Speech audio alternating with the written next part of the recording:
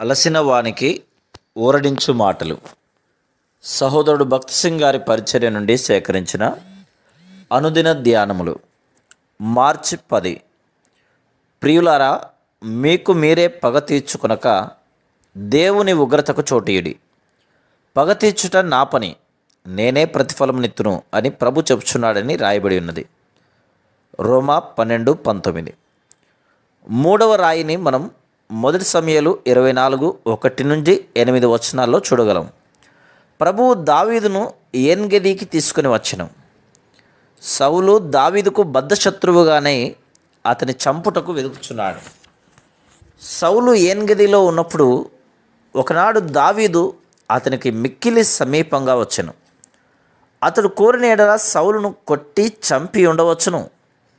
ఇంకొక సందర్భంలో సౌలు అతనితోనున్న వారు నిద్రించుండగా దావీదు ఏ కష్టము లేకుండా అతనిని చంపి ఉండవచ్చును. కానీ సౌలు దేవుని చేత అభిషేకించబడిన వాడొకటిచే అతనిని ముట్టరాదని నిశ్చయించుకొని ఈ రెండు సందర్భములలో దావీదు సౌలును చంపకుండా విడిచిపెట్టాను. దేవుడు మన శత్రువులకు విరోధంగా మనం బలత్కారమును చూపుటకు కానీ భూ సంబంధమైన ఆయుధములను ఉపయోగించుటకు కానీ అనుమతించడు. మనలను అన్యాయంగా నిందించు వారిని ప్రేమించవలనని దేవుడు కోరుచున్నాడు. మనుషులు మనల్ని చంపవలనని ప్రయత్నించిన ఎడల మనము వారి రక్షణ కొరకు ప్రార్థించవలను. కాబట్టి దేవుడు దావీదుకిచ్చిన మూడవ రాయి ఏదనగా తన భద్రత కొరకు తాను ఏ భూ సంబంధమైన ఆయుధమునందు నమ్మిక ఉంచరాదు కానీ దేవుడే తనను భద్రపరచునని, తనకు విరోధంగా శత్రువు యొక్క ఏ ఆయుధమును వర్ధిల్లుటకు దేవుడు అనుమతించడని అతడు దేవుని అందే విశ్వాసం ఉంచవలనన్నదియే. చాలా సంవత్సరాల క్రిందట నా స్నేహితుడు నన్ను చూచుటకు వచ్చెను. అతడు నాకు వ్యతిరేకంగా ఒక వ్యక్తి రాసిన ఉత్తరమును చూపించి, సహోదరుడా, మీకు బదులుగా చర్య తీసుకునే అధికారమును, పవర్ ఆఫ్ అథారిటీ నాకు ఇవ్వండి. ఆ వ్యక్తి మీద నేను కోర్టుకు వెళ్ళి వ్యాజ్యమాడెదను, ఖర్చులన్నీ నేనే భరించెదను.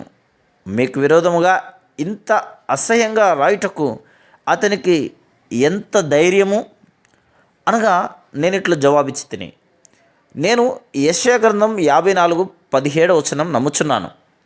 నీకు విరోధంగా రూపింపబడిన ఏ ఆయుధమును వర్ధిల్లదు. ఆ దినము నుండి 3 నెలల వరకు నాకు విరోధంగా రాసిన వ్యక్తి గురించి ప్రార్థించి తిని, వీధిలో నేనెప్పుడు అతనిని కలిసినను ప్రేమగా దయగా మాట్లాడేవాడును. అతడు రహస్యంగా నాకు వ్యతిరేకంగా చేసిన విషయం నాకు తెలియనని నేను అతనికి తెలియనివ్వలేదు. 3 నెలల తర్వాత మా కూడికలలో ఒక కూడికకు అతడు వచ్చెను. కూడిక అయిపోయిన తర్వాత అతడు నన్ను కలుసుకున్నట్టుగా వచ్చెను. 5 నిమిషములు నాతో మాట్లాడుటకు తనకు అనుమతినివ్వమని అడిగాను. అతని కన్నుల నిండా నీళ్లుండినవి.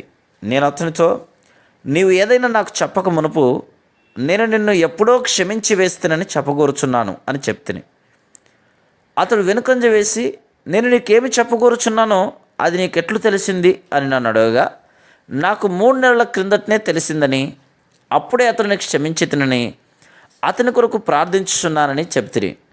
ఆ తరువాత అతడు నా ప్రియ స్నేహితుడయ్యను. మన శత్రువులపై మనం లోక సంబంధమైన ఆయుధములను ఉపయోగించరాదు. సువార్త నిమిత్తం మనము ద్వేషించబడి, తృణీకరించబడి, హింసించబడుదుమని దేవుని వాక్యం చెప్తుంది. ఎట్టి కఠిన పరిస్థితినైనను ఎదుర్కొనుటకు మనం సిద్ధముగా ఉండవలను. అదే సమయంలో దేవుడు మన పక్షమున పనిచేయను. తగిన సమయంలో దేవుడు సౌలును మొత్తెను. దేవుడు మన శత్రువులందరినీ కూడా ఓడించును. లంచములు తీసుకునుట, ఇచ్చుట మొదలగు చేయరాని కార్యములు చేయకుండానే దేవుడు మన అవసరతలను తీర్చును. కళాశాలలో, పాఠశాలలో పిల్లలను చేర్చు విషయంలోనేమి, నీ ఆఫీసులో ఉన్నత స్థాయి పొందు విషయంలోనేమి, అన్ని విషయంలో దేవుడు నీకు విజయం ఇచ్చును. Praise the lord.